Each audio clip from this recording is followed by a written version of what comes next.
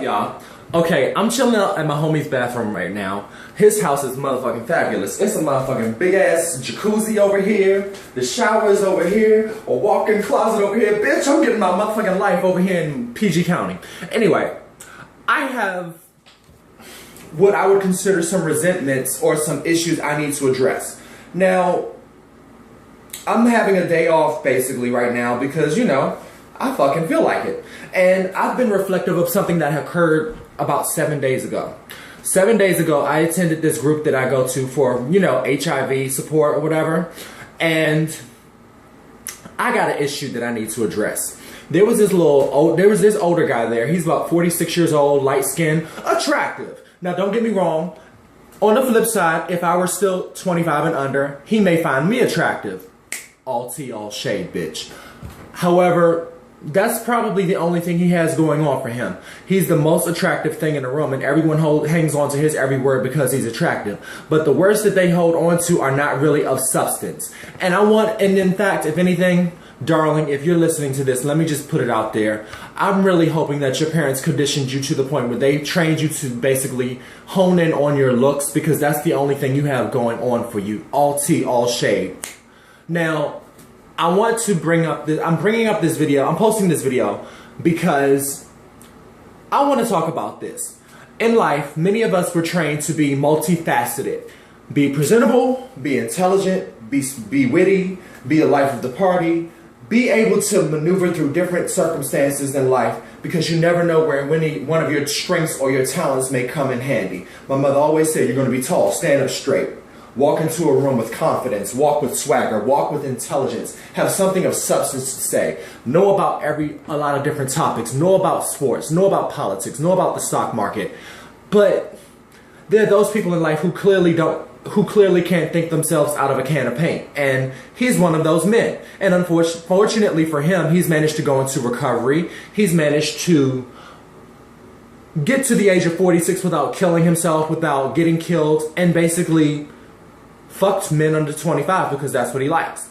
But I'm not here to talk about his sex life. Although, darling, why don't you go to a high school yearbook and find your next boyfriend? Because that's the only thing I really give a fuck about you doing. Because anytime you talk, I get a headache. But I want to talk about this in life. Do we have people in our lives that basically have nothing going on but their looks and need to hone in on that versus try to become intelligent, because trying to become intelligent is really not a successful feat for them? I'm really curious about that, because, you know, this motherfucker is just as stupid as fuck. And I just wonder, yeah, you're a personal trainer and you're helping people get better because that's really all you got going on for you. You're not that much attractive. Now, don't get me wrong. I consider myself a fairly intelligent person. Am I the most attractive person in the room? I know I'm not. But, you know, I'm working on the body. I'm working on the face. I'm working on my confidence. I'm working on everything every day. But those are things that I have going on for me. I have multiple facets that I can work on. He just has his looks. And in fact, when we were in group, it was always a thing where he was always trying to say something to be controversial or controversy or contrary, because he just wanted to say something and look at you and laugh. And it's just like, I could tell that every older man that was over 40, clearly not the most attractive person in the room, clearly not the thinnest in the room, clearly have no man in their lives, and clearly seeking intimacy, were hanging on to his every word because that's all they do. And, you know, hey, why not? Clearly, everybody who took offense to anything that I had to say from the perspective of a 34-year-old had issue with it, because they were teaming up with him and aligning with him because he's so hot. And every time he comes into that group, everyone is like, I'm like, bitch, please.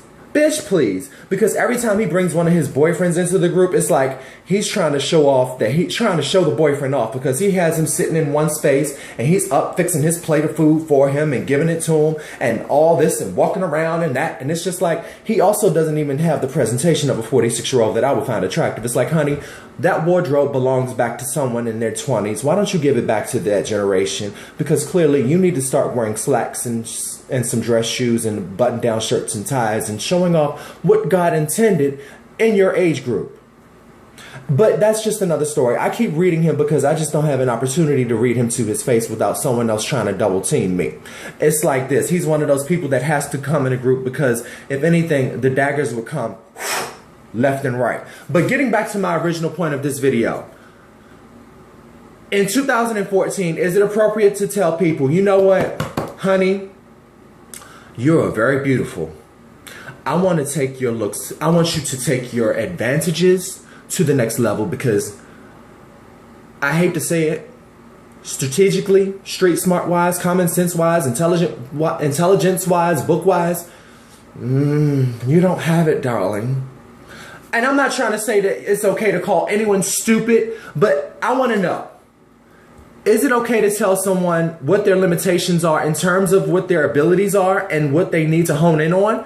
Or should we just allow them to maneuver through life stupidly like he has?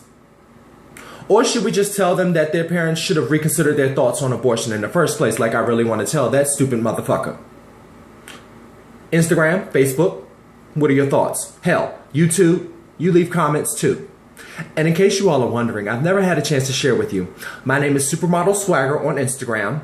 I am Damien Pierre Carter on Facebook and Damien Carter on YouTube. Feel free to follow me on any of those channels, because I would love to have you follow me and listen and view, because I want to give it to you real talk, straight up, no chaser. And I really like to draw attention to the pink elephant in the room. And I want to also point something out to this extent.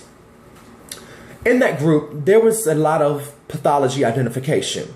We were able to, everyone that was in that group that teamed up with that light-skinned pretty boy bitch had an opportunity to identify pathologies that the gay community especially have been maintaining. But no one was willing to address, okay, now that we've identified the pathology in our community, why won't we attack it? Why won't we bring a solution to this pathology? Why do we keep enabling that pathology? For example, the fact that our pathology mainly is the fact that we are a visual community. And they proved it clearly when the intelligent person in the room was bringing something to the table and drawing attention to a matter that was very prevalent and very relevant, versus when the pretty boy talked, they were like, yeah, Damien, you were wrong. I bet they just want to see his dick and ass. That's all they want to see, because they think he's so sexy and they think they this and they think that. But the tea is this, bitches. Let me tell y'all. This bitch is, when he was a drinker, he did manage to get into recovery. Bitch, I heard that his ass was so blown out that they had cauliflower coming out of his ass like a motherfucker. Yes, bitch, I'm reading today because it's my day off. I can be a bitch today, honey. But you know, it's like this. Woo! I'm sober too. Go in. I really want to know, why are we always, it's like, why are we enabling pathologies to continue in life? It's like, I'm sick and tired of going into having conversations with people who say, well, that's just how he is, or that's just how life is, or that's just how something is. We've accepted the negative. Why can't we rework it and make it something positive and productive? If the bitch is always acting like a certain way when she's drunk, bitch, tell the bitch to put the motherfucking bottle down. If this person really doesn't have much to contribute to this conversation because all they have are their looks, then tell that bitch to come back during booty call hours and then we can have a conversation. Or tell, like the light-skinned pretty boy bitch, why don't you go down to the local high school's dance? Maybe you can find your next boyfriend. Something productive, something that will just be a little crass, a little hurtful, but the honest truth. Let's be honest with these people for once. I'm sick and tired of having to dance around the mulberry bush with motherfuckers. I just wish people would just live in their honest truth. And that's the real talk for today.